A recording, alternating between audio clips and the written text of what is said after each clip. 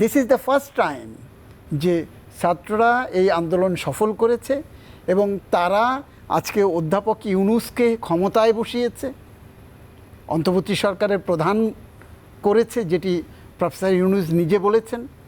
এটি বলে আমার মনে হয় যে আরও একটি বাহবা দিতে গিয়ে তাদেরকে মনে হয় ক্ষতিটাই করে ফেলেছেন উনি।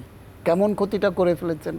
আজকে সেই যে ছাত্ররা অর্জন করেছে, এটি এখন মনে হয় প্রত্যেকটা জিনিসে ছাত্রদেরকে ডেকে আনা হচ্ছে, ছাত্রদেরকে সামনে নিয়ে আসা হচ্ছে। কারণ ছাত্ররা যেহেতু ফ্যাসিবাদকে বাংলাদেশ থেকে একরকম বলতে পারেন যে বিতাড়িত করেছে, এখন সেই বিরাট অর্জনটা হচ্ছে কিনা প্রশ্নবিদ্ধ হচ্ছে, কতভাবে প্রশ্নবিদ্ধ হচ্ছে।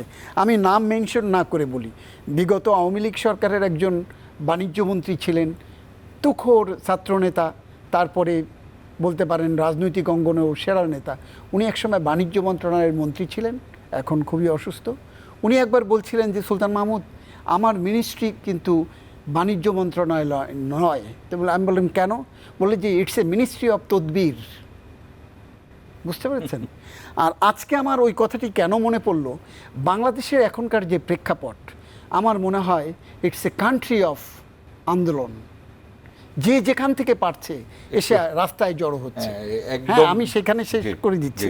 তো এই জায়গাগুলোতে এই করে করে ছাত্ররা যখন যেখানে পেরেছে, যে কোনো ইস্যুতে সচিবালয়ের মধ্যেও ঢুকে গিয়েছে, আন্দোলন করে পরীক্ষাবিহীন পাশ করেছে।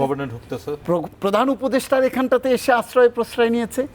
এবং আপনি দেখেন কুয়েটের ভিত্তিকে পদত্যাগ করতে বাধ্য করা হলো, সেই ধারাবাহিকতায় বরিশাল গেছে, এখন ঢাকা বিশ্ববিদ্যালয়কে নিয়ে জগন্নাথ বিশ্ববিদ্যালয় আজকে যে আন্দোলন করছে।